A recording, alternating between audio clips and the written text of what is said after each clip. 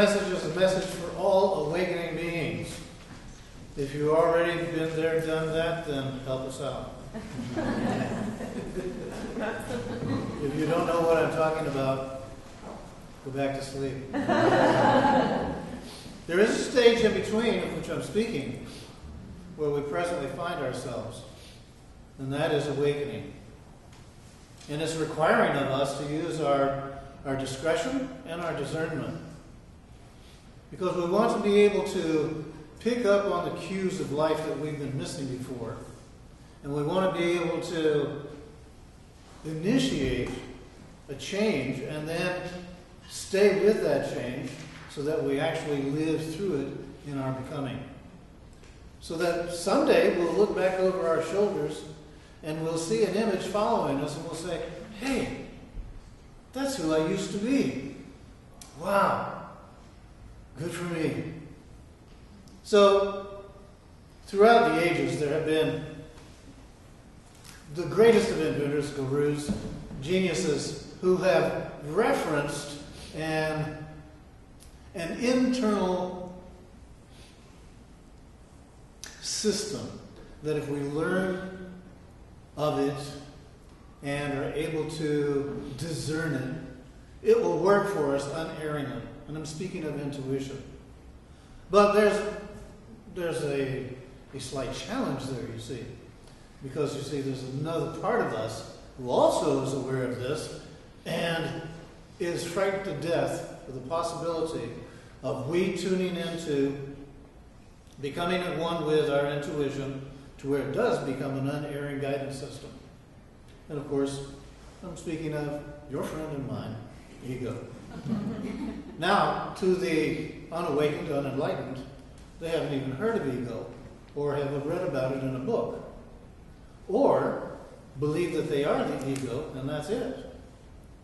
But when you start awakening,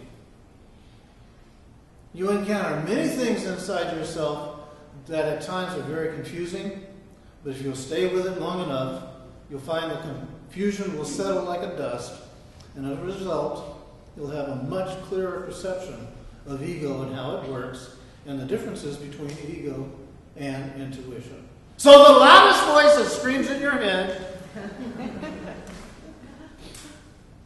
is ego, of course. It is the one that is demanding your attention all the time.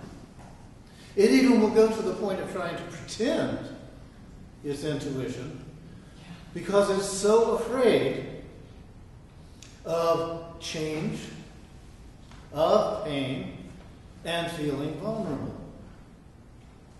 But you see, these energies that ego generates and stimulates so far as getting you anxious and stirred and all of the other attending things that go with it, they leave us very uptight. Confirmation. Not only that, we find that the less relaxed we are, the more swirling our thought patterns will be. And of course, when we're there, we'll hear the voice speaking in us, you must do this, you must do that, you must do this, you must do that. Whereas underneath all of that, there is a gentle, soft whisper that at times becomes very difficult to hear because of our habitual habit of paying attention to the loudest voices there. So, I'm going to suggest to you that sometimes maybe you want to practice meditation.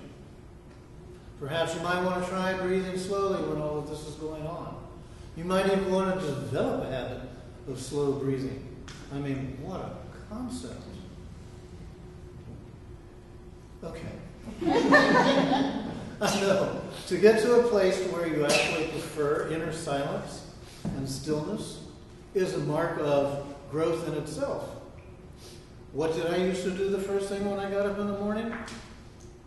Light up a cigarette, turn on the radio, and get myself as lost as I possibly could. But we've all been there and done that, or we're all still there doing that, so we know what that's about. Eventually, we get to a place of listening to our intuition And we find that it never pressures or threatens us or forces us to do anything. As a matter of fact, you might find that it's always there and always guiding us, whether we know it or not.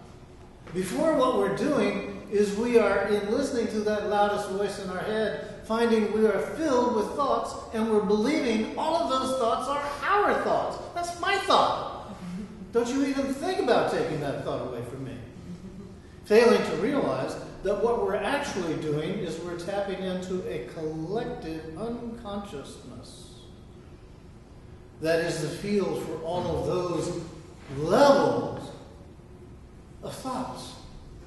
Let me expand on this just for a moment, just to add a little time to this. Imagine now that there are rates of vibration that form strata.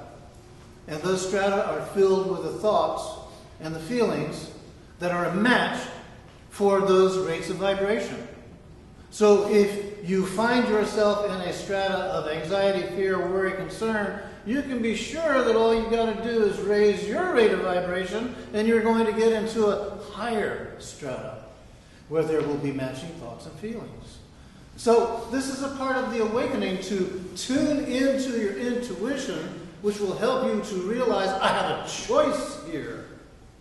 I can choose what thoughts I will entertain instead of believing that every thought that enters my head is my own. So this thing called intuition, I want you to realize, it can be improved upon because it's like a muscle. The more you exercise it, the stronger it's going to get. The more you give it your attention, the more you're going to be able to discern it when it speaks and understand what it is conveying to you. But please realize, it's not like a magic pill. It's not taking you to a life of no pain and change. Now, just in hearing that, I'm sure your ego is saying, "Oh, that's where I want to go. Now you're telling me I'm not going to go there?" And that's because, you see, ego doesn't want to consider that detrimental circumstances are often the most healing and transformative. It does not want that. So in yourself, I'm just giving you a few clues so you can pay attention and become more proficient in your discernment of which voice is actually speaking inside of you. So, to wrap this up, let us look and see. The soul is interested in one thing for you and for me, and that is evolution and expansion. We're always where we need to be. And when it's time to change, the universe will prompt just that in whatever form or fashion it needs to be. So this is to help you to get to that place of trusting yourself, trusting your intuition. Because the most powerful thing we can do on a daily basis is to adopt the most expanded perspective of our current situation. So that when it speaks, you'll know who this is, ego or intuition. Thank you.